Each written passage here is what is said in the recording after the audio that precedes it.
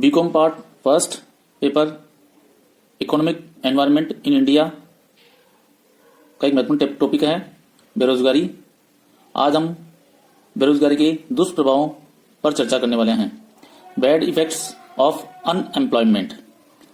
Sir William Beveridge के अनुसार संसार में 5 आर्थिक दानव निर्धनता, बीमारी, अज्ञानता, गंदगी और आलस्य सदैव मानव जाति को ग्रसित करने को तत्पर रहते हैं और इनमें सबसे भयंकर राक्षस बेकारी अर्थात आलस्य है। अब हम बेरोजगारी के विभिन्न दुष्प्रभावों पर चर्चा करेंगे, जिसमें पहला है आर्थिक दुष्प्रभाव। बेरोजगारी के आर्थिक दुष्प्रभाव अधिक भयंकर और कष्टप्रद होते हैं, क्योंकि इससे अर्थव्यवस्था में साधनों का विदोवन नहीं होता और गरीबी, ऋणग्रस्तता तथा शोषण को प्रोत्साहन मिलता है। बेकारों का जीवन स्वयं तथा दूसरों के लिए समस्या बन जाता है।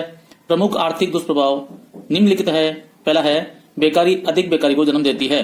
बेकारी में व्यक्ति आय को स्रोत समाप्त हो जाता है, क्रय शक्ति समाप्त हो जाती है, प्रभावपूर्ण मांग में कमी हो जाती है, विनियोग कम हो जाते हैं, लाभ की धूमिल आशा आर्थिक मंदी को जन्म दे देती है और अंत में बेकारी को बढ़ाती है।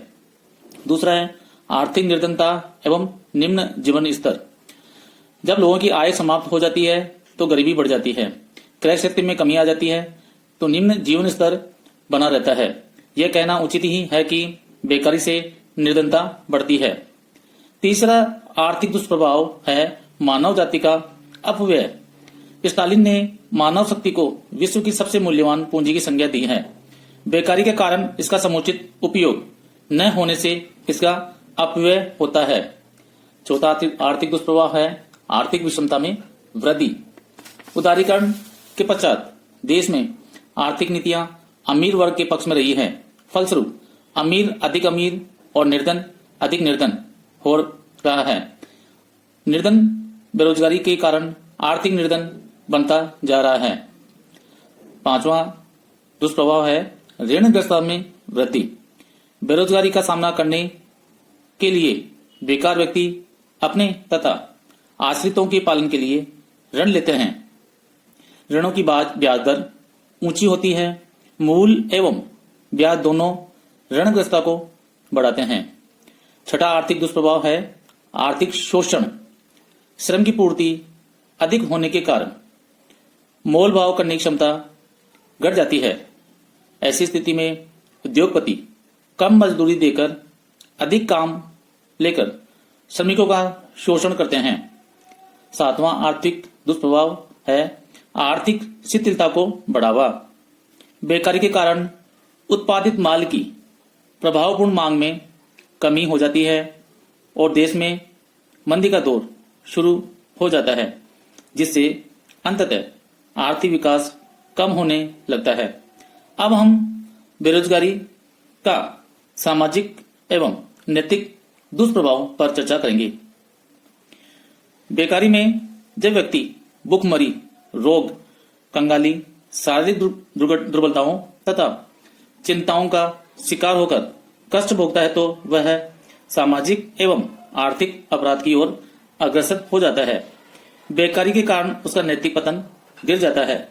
सर विलियम बेवरिज के अनुसार बेरोजगारी का सबसे बुरा प्रभाव भौतिक नहीं होकर नैतिक है, क्योंकि इससे घृणा और भय पनपते हैं। The greatest evil of unemployment is not physically but moral, not the want which it may bring but the hatred and fear which is breeds. अब हम बेरोजगारी का राजनीतिक दुष्प्रभाव है उन पर चर्चा करेंगे। अमेरिका के भूतपूर्व राष्ट्रपति रूजवेल्ट की मान्यता थी कि प्रजातंत्र का भवन रोजगार पर खड़ा होता है। अगर रोजगार ही न रहे तो प्रजातंत्र का अस्तित्व भी खतरे में पड़ जाता है। शिक्षा एक व्यक्ति में जागृति उत्पन्न करती है। दूसरी ओर शिक्षकों की बेकारी जनता में क्रांति की चिंगारी भड़काकर समस्त राजनीतिक व्यवस्था को खतरे में डाल सकती है। निष्कर्ष रूप में यह कहा जा सकता है कि बेकारी मानव जाति की सबसे भयंकर शत्रु है और इस शत्रु पर समय रहते प्रहार नहीं किया गया तो यह भावी आर्थिक विकास का मार्ग अवरुद्ध कर देता है।